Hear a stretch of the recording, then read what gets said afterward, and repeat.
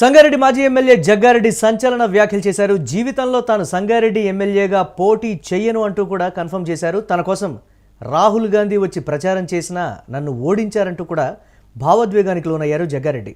రాహుల్ని పిలిచి అవమానించానేమో అని కూడా ఫీల్ అయ్యానంటూ కూడా జగ్గారెడ్డి ఓపెన్ అయ్యారు. సంగారెడ్డిలో నా భార్య నిర్మల పోటీ చేసినా కూడా ప్రచారం చేయనంటూ కూడా క్లారిటీ ఇచ్చారు జగ్గారెడ్డి. రాష్ట్రంలో ఎక్కడైనా ప్రచారం చేస్తా కానీ సంగారెడ్డిలో మాత్రం ప్రచారం చేయనంటూ కూడా జగ్గారెడ్డి ఒకంత భావోద్వేగము మాటలు మాట్లాడారు. జగ్గారెడ్డి కామెంట్స్కి సంబంధించి జోరుగా కాంగ్రెస్ పార్టీలో చర్చ జరుగుతోంది. దీనిపై మరిన్ని అప్డేట్స్ మా కరెస్పాండెంట్ కిరణ్ అందిస్తారు. కిరణ్, జగ్గారెడ్డి ఏదైనా ముక్కుసూటిగా మాట్లాడేటువంటి మనిషి, తన ఓటమికి గల కారణాలు కావచ్చు, లేకపోతే తనకు వ్యతిరేకంగా పనిచేసినటువంటి ఇక్కడి మేధావులే అనేటువంటి పాట కూడా ఆయన కోట్ చేయడం కూడా జరిగిందో, భావోద్వేగానికి గురవుతూ కూడా ఇంకా నేను అసలు సంగారెడ్డిలో పోటీ చెయ్యను అనేటువంటి ఒక నిర్ణయానికి వచ్చారు అని అంటే ఆ బాధకి సంబంధించి డిస్కషన్ అయితే నడుస్తుంది. ఎందుకు ఆయన అలాంటి కామెంట్స్ చేయాల్సి వచ్చింది అనేది అయితే చర్చ జరుగుతుంది. అప్డేట్స్ ఏంటి అసలు?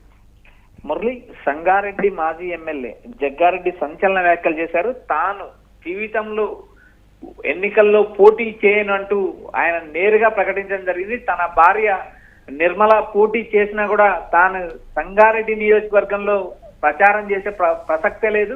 ఎందుకంటే తన్ను ఈ నియోజకవర్గంలో ఓడించారు. తాను అందుబాటులో ఉంటూ ఉన్నా కూడా ఏదైతే బీఆర్ఎస్ అభ్యర్థిని గెలిపించారు, దాదాపు 2023 అసెంబ్లీ ఎన్నికల్లో 8,000 ఓట్లకు పైచిలుగా జగ్గారెడ్డి పైన బీఆర్ఎస్ అభ్యర్థి గెలిచారు. అయితే ఇక్కడ ప్రధానంగా తాను నియోజకవర్గంలో అందుబాటులో ఉంటాను, తన కుటుంబం అందుబాటులో ఉంటది, ప్రజలకు అందుబాటులో ఉన్న తన్ను ఓడించడం అయితే ఆయన ఇప్పటికీ జీర్ణించుకోలేకపోయినారు. ఏకంగా రాహుల్ గాంధీ వచ్చి ప్రచారం చేసినా కూడా తన్ను ఓడించారంటూ ఆవేదన వ్యక్తం చేస్తున్నారు. ఏదైతే తాను రాహుల్ గాంధీ పిలిచి తానే అవమానించాననే బాధలో కూడా ఏదైతే జగ్గారెడ్డి ఉన్నారు.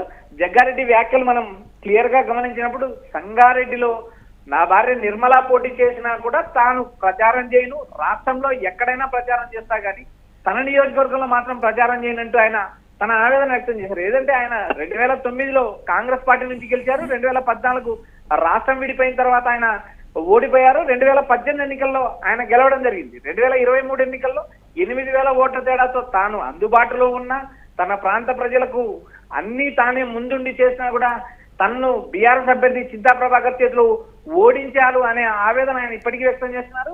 జగ్గారెడ్డి భార్యకు నామినేటెడ్ పదవి వచ్చినా కూడా ఆయన సంతృప్తి వ్యక్తం చేయడం లేదు. వచ్చే ఎన్నికల్లో కూడా తాను రాష్ట్ర వ్యాప్తంగా ఎక్కడైనా ప్రచారం చేస్తాను కానీ ఇక్కడ మాత్రం ప్రచారం చేసే ప్రసక్తి లేదంటూ తన ఆవేదన వెల్లబుచ్చారు మురళి. అంటే ప్రజల మీద కోపమా, లేకపోతే అక్కడ ఉండేటువంటి ఆయనకు వ్యతిరేకంగా పనిచేసినటువంటి వర్గం మీద కోపమా, లేకపోతే రాష్ట్ర నాయకత్వం మీద కోపమా అనేది కూడా ఒకంత దీనికి సంబంధించినటువంటి డిస్కషన్ అయితే నడుస్తుంది. ఎమ్మెల్సీ రేసులో కావచ్చు, లేకపోతే ఇతరత్ర ఆయన కొన్ని ఆశించినటువంటి పరిస్థితి ఉంది. రాహుల్ గాంధీ నేరుగా వచ్చి నా కోసం ప్రచారం చేశారు అని అంటే నా ప్రాముఖ్యతను కాంగ్రెస్ పార్టీ గుర్తించడం లేదని కూడా ఆయన వర్గంలో కొంతమంది వద్ద ఆయన చెప్పుకున్నట్లుగా కూడా తెలుస్తుంది. ఏంటి ఇవన్నీ రీజన్ ఏనంటారా వాటికి? మురళి, కాంగ్రెస్ పార్టీలో జగ్గారెడ్డి ముక్కుసూటి గల నేత. తాను రాజకీయంలోకి వచ్చినప్పటి నుంచి ఆయన సొంత ఆస్తులు పోగొట్టుకున్న నేత, కాంగ్రెస్ పార్టీకి విశిష్ట సేవ చేసిన నేత. అయితే ఆయన నేరుగా కాంగ్రెస్ పార్టీ అధిష్టానంతో సంబంధాలు గలవారు. నేరుగా రాహుల్ గాంధీ, సోనియా గాంధీ, ప్రియాంక గాంధీని కలవగలిగిన నేత. ఆయన ఏదైతే 2023 ఎన్నికల్లో ఓటమిని మాత్రం జీర్ణించుకోలేకున్నారు. అదేవిధంగా తన సొంత పార్టీలో ఉన్న నేతలు ఓడించడం కావచ్చు, లేకపోతే పక్క ఉన్న బీఆర్ఎస్ పార్టీ అభ్యర్థిని గెలిపించడానికి కొన్ని ఆ నియోజకవర్గంలో జరిగిన పరిణామాలు కావచ్చు. అయితే జగ్గారెడ్డి ఓడిపోయిన తర్వాత 2014 ఎన్నికలు గమనించినప్పుడు 2014 ఎన్నికలు ఆయన ఓడిపోయినప్పుడు కూడా నియోజకవర్గంలో చాలా పరిణామాలు మారాయి. ఏదైతే పేదలకు సంబంధించిన కొన్ని భూములు కూడా బీఆర్ఎస్ నేతలు ఆక్రమించారు. అయితే ఆ రోజు మీరు నన్ను గెలిపించుంటే మీకు మీ భూములు, మీ ఇల్లు మీకు ఉండేవి కదా అని జగ్గారెడ్డి ఈ మధ్య కూడా ఒక మండలంలో ప్రజలతో కూడా నేరుగా ముచ్చటించే సందర్భం చూశాం.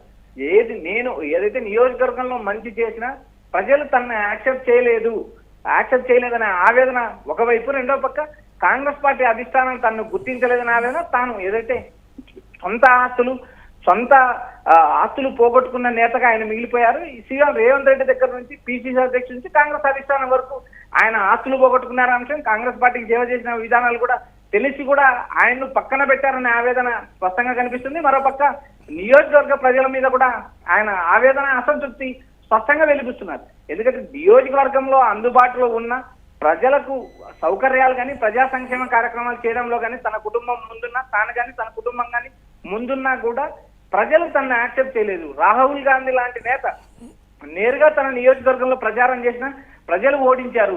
బీఆర్ఎస్ అభ్యర్థి చేతిలో తనకు సొంత పార్టీ నేతలు కావచ్చు, నియోజకవర్గంలో జరిగిన పరిణామాలు కావచ్చు, చివరికి అంటే కాంగ్రెస్ పార్టీ జగ్గారెడ్డిని పక్కన పెట్టింది కాబట్టే జగ్గారెడ్డి ఈ స్థాయిలో వైరాగ్యంతో కూడినటువంటి మాటలు మాట్లాడుతున్నారే తప్ప ఆయనకి నిజంగా ఆ ఉద్దేశం లేదు అనేటువంటి ఒక వెర్షన్ కూడా వినిపిస్తోంది కదా. దీన్ని ఎలా చూడాలంటారు కిరణ్? మురళి, కాంగ్రెస్ పార్టీ ఒక సముద్రం లాంటిది. కాంగ్రెస్ పార్టీలో నేతలు, అసంతృప్తులు, అలకలు ఇవన్నీ సర్వసాధారణం. కాంగ్రెస్ పార్టీ అధిష్టానం పిలిచి మాట్లాడినప్పుడు ఇలాంటివన్నీ సర్దుకుంటూ ఉంటాయి. అయితే ఇక్కడ ప్రధానంగా జగ్గారెడ్డి ఆశించిన స్థానం దక్కకపోవడం ఒక ప్రధాన కారణం అయితే, మరోపక్క తన ఓటమి, అదేవిధంగా నియోజకవర్గంలో ఉన్న ప్రజలపైన అసంతృప్తి. అయితే కాంగ్రెస్ పార్టీ అధిష్టానం ఇక్కడ ప్రధానంగా జోక్యం చేసుకుంటుంది. ఏదైతే రేవంత్ క్యాబినెట్ లో ఎమ్మెల్సీగా చేసి క్యాబినెట్ అవకాశం వస్తుందని ఆయన ఆశించారు, అలాంటి పదవి కూడా దక్కే పరిస్థితి లేదు. ఎందుకంటే సొంత ఆస్తులు పోగొట్టుకున్నా, కాంగ్రెస్ పార్టీలో సుదీర్ఘకాలం పనిచేసిన గుర్తింపు నేతగా ఉన్నా కూడా తనకు ఎలాంటి ప్రాధాన్యత దక్కలేదనే ఆవేదన, అదేవిధంగా తాను నియోజకవర్గానికి చేసిన సేవ, తన నియోజకవర్గంలో అందుబాటులో ఉన్న పరిణామాలు కూడా ప్రజలు దృష్టిలో ఉంచుకోకుండా తనను ఓడించారనే ఆవేదన, తర్వాత ఏదైతే తాను సుదీర్ఘకాలం రాజకీయాలకు దూరంగా ఉంటాను, వచ్చే ఎన్నికల్లో కూడా పోటీ చేయను, తన భార్య పోటీ చేసిన తన నియోజకవర్గంలో తాను ప్రచారం చేయను అంటూ ఖనాఖండిగా చెప్పడం కూడా ఇది కాంగ్రెస్ పార్టీలో ఆసక్తికరమైన పరిణామం.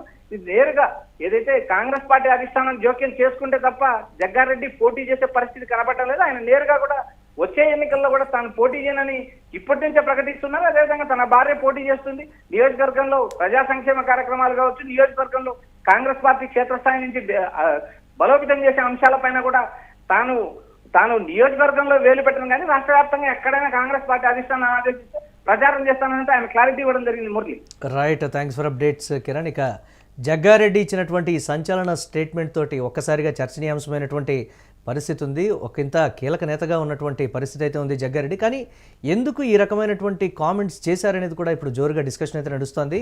సంగారెడ్డి మాజీ ఎమ్మెల్యే జగ్గారెడ్డి చేసినటువంటి సంచలన వ్యాఖ్యలకు సంబంధించి కాంగ్రెస్ పార్టీ దీనికి సంబంధించి కీలక నేతలు కూడా మౌనంగా ఉంటున్నటువంటి పరిస్థితి. జీవితంలో తాను సంగారెడ్డి ఎమ్మెల్యేగా పోటీ చేయను అని చెప్పడంతో అక్కడ ఉన్నటువంటి ప్రజల మీద కోపమా, లేకపోతే తన మీద తనకు సంబంధించి వ్యతిరేకంగా ఎన్నికల సమయంలో పనిచేసినటువంటి నేతల ఇక్కడి మేధావులే నన్ను ఓడించారు అని ఆయన చెప్పారు అనంటే, ఇక్కడి మేధావులు అంటే రాష్ట్రానికి సంబంధించినటువంటి నాయకుల, లేకపోతే సంగారెడ్డిలో ఆయనకు వ్యతిరేకంగా పనిచేస్తున్నటువంటి కాంగ్రెస్ పార్టీలో ఒక వర్గం ఆయన ఓటమికి కారణమైంది అనేటువంటి రీతిలో కూడా జోరుగా చర్చ అయితే నడుస్తోంది. ప్రజలు ఆయన దగ్గరకు వచ్చినప్పుడు కూడా ఆయన భావోద్వేగానికి గురై సమస్యల పరిష్కారం కోసం నా దగ్గరకు వస్తున్నారు, ఎన్నికల్లో మీరు ఓట్లు అటువేశారు కదా అని కూడా ఈ నేపథ్యంలో ఒకంత ఆగ్రహంగా మాట్లాడినటువంటి పరిస్థితి కూడా ఉంది జగ్గారెడ్డి. అది ఆగ్రహం కాదు, బాధ అని కూడా చాలామంది చెప్తున్నటువంటి మాట. ఈ నేపథ్యంలో రాష్ట్ర నాయకత్వం, అలాగే ఆయన నియోజకవర్గంలో పనిచేస్తున్నటువంటి మరొక వర్గం, ఆయనకు వ్యతిరేకంగా పనిచేస్తున్నటువంటి మరొక వర్గం, అధిష్టానం ఆశీస్సులు జగ్గారెడ్డికి ఉన్నప్పటికీ కూడా రాష్ట్ర స్థాయిలో దీనికి సంబంధించినటువంటి కోఆపరేషన్ అనేది జగ్గారెడ్డికి లేదు. అందుకే ఒక వైరాగ్యంతో కూడినటువంటి ఈ కామెంట్స్ అయితే చేస్తున్నారు. కానీ రాబోయే ఎన్నికల్లో డెఫినెట్గా అధిష్టానం జోక్యం చేసుకొని దీనికి సంబంధించి జగ్గారెడ్డి మళ్ళీ పోటీ చేయాలని అధిష్టానం ఆదేశిస్తే డెఫినెట్గా చేసేటువంటి అవకాశాలే ఉన్నాయనేటువంటి మాట. రాష్ట్ర నాయకత్వం మీద కోపంతోనే జగ్గారెడ్డి కామెంట్స్ చేస్తున్నారనేది, రాష్ట్ర నాయకత్వం జగ్గారెడ్డిని పక్కన పెట్టింది కాబట్టి ఆయన ఒకంత మనోవేదనకు గురయ్యారు. అందుకే ఈ స్థాయిలో ఈ రోజు కూడా ఎన్నికల్లో గెలుపోవటములు సహజమని చెప్తూ ఉండేటువంటి జగ్గారెడ్డి అసలు నేను ఎన్నికల్లో పోటీ చేయను అనేటువంటి డైరెక్ట్ స్టేట్మెంట్ ఇచ్చారు అనంటే దీనికి సంబంధించి ఆయన ఏ స్థాయిలో బాధపడుతున్నారో అని కూడా జగ్గారెడ్డి వర్గం చెప్తున్నటువంటి పరిస్థితి ఉంది. సంగారెడ్డిలో నా భార్య పోటీ చేసినా కానీ నేను ప్రచారం చెయ్యను అని అంటున్నారు అనంటే కాంగ్రెస్ పార్టీ మీద, అక్కడ ఉన్నటువంటి క్యాడర్ మీద, రాష్ట్ర నాయకత్వం మీద, ఆయనకు వ్యతిరేకంగా పనిచేసినటువంటి వర్గం మీద ఏ స్థాయిలో అసంతృప్తిలో జగ్గారెడ్డి ఉన్నారో అనేది కూడా ఒకంత చర్చనీయాంశమైనటువంటి బ్రేకింగ్ న్యూస్ చూస్తున్నాం.